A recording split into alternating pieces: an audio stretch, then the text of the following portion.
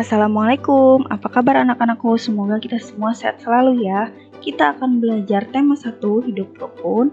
Subtema 1, hidup rukun di rumah, pembelajaran 4, 5, dan 6 bersama Bu Ayu. Nah, sebelum belajar, alangkah baiknya kita berdoa. Bismillahirrahmanirrahim. Raditu billahi robba, wabil islami dina, wabi Muhammadin nabiyya wa rasulah, Rabbi zidni ilman warzuqni fahman. Amin. Nah, selanjutnya kita akan mulai dengan belajar bahasa Indonesia. Tentang ungkapan ya teman-teman anak-anak. Nah, Ibu ingatkan kembali, ungkapan adalah gabungan dua kata yang mempunyai arti berbeda dengan kata asalnya. Nah, ungkapan juga disebut idiom. Nah, anak-anak, terkadang kita ingin menggunakan ungkapan dalam sebuah percakapan ya. Misalnya ketika ingin memuji atau melihat perilaku seseorang. Nah, menerapkan ungkapan dalam percakapan sehari-hari, misalnya dengan teman, kakak, adik, maupun keluarga kita yang lainnya. Nah, ini contoh percakapannya. Adik, Kak, bolehkah aku ikut belajar bersama kakak? Kakak, iya dik, boleh. Adik, aku ingin menjadi bintang kelas seperti kakak. Kakak, wah hebat kamu dik. Nah, anak-anak, kata yang diberi garis bawah itu adalah ungkapan ya.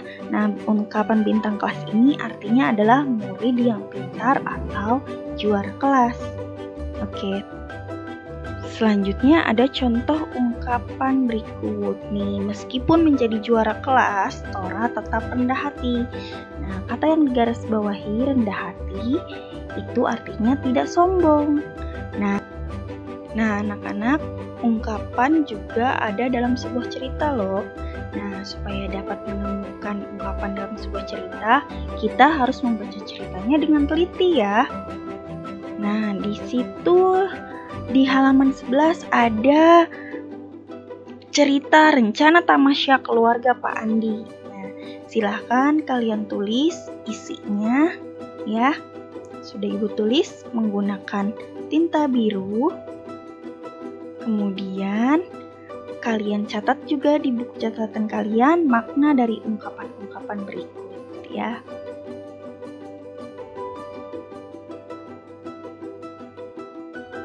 Selanjutnya kita akan belajar matematika. Kita akan belajar membaca dan menulis lambang bilangan dengan memperhatikan nilai tempatnya. Nah, masih tentang bilangan 3 angka ya anak-anak. Bilangan 3 angka memiliki 3 nilai tempat, yaitu ratusan, puluhan, dan satuan. Nah, contohnya di sini ada 2, 3, 7 ya. 2 ini menempati nilai tempat ratusan, maka nilainya 200 ya. Selanjutnya angka 3 menempati nilai tempat puluhan, maka nilainya 30. Angka 7 menempati nilai tempat satuan, maka nilainya 7. Nah, kesimpulannya 237 terdiri atas 200-an, 30-an, dan 7 satuan. 237 sama dengan 200-an ditambah 30-an ditambah 7 satuan. Dan 237 ditulis dalam angka 200 ditambah 30 ditambah 7 ya. Jadi 237 dibaca 237 ya. Bilangannya berupa 237 dibacanya 237. Contoh selanjutnya, tulislah nama bilangan dari 379 ya. 379. Nah, kita tulis dulu 379 sama dengan 300-an ditambah 70-an ditambah 9 satuan. Nah, 379 bilangannya 300 ditambah 70 ditambah 9. Nah, 300 ini ditulis 300. 70 ditulis 70. 9 ditulis 9. Jadi 379 dibaca 379. Nah, jadi nama bilangan dari 379 adalah 379. Selanjutnya ada contoh, tulislah lambang bilangan dari 368. Nah, kita tulis dulu 368 sama dengan berapa ya lambang bilangannya. Nih 300 kita tulis lambang bilangannya, angkanya ya, akan tulis 300. Nah 300 ini kita tulis 3, hilangkan nolnya. Selanjutnya ke 60, ke nilai tempat puluhan, maka ditulis 60. Nah kita tulis 6 saja ya, nolnya jangan dibawa. Selanjutnya 8, nilai tempatnya satuan, maka kalian tulis 8.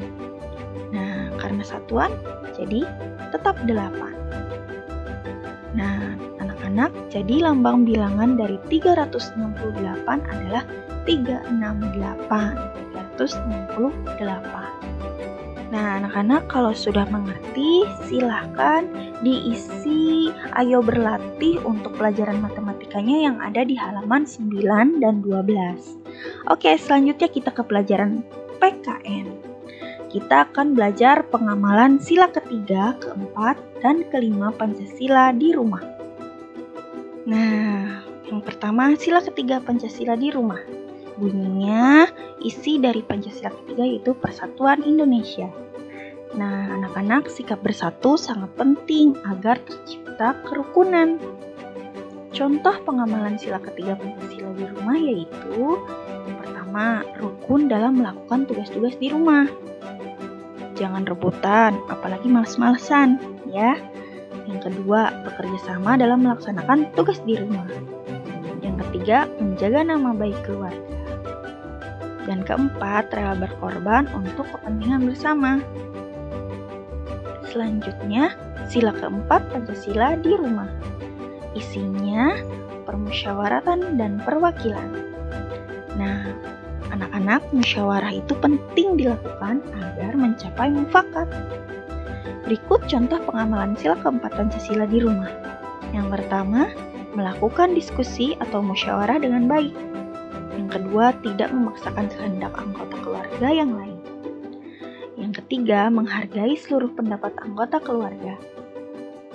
Nah, untuk sila kelima Pancasila di rumah, isinya sila kelima itu adalah keadilan sosial bagi seluruh rakyat Indonesia. Nah, anak-anak, sikap adil itu juga penting dilakukan agar kita tetap bersatu dan hidup rukun.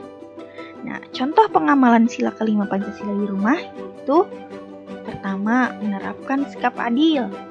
Kedua, menolong setiap anggota keluarga tanpa membeda-bedakannya. Yang ketiga, menghargai hasil karya dan usaha setiap anggota keluarga. Yang keempat, melaksanakan tugas rumah dengan sungguh-sungguh. Oke, anak-anak.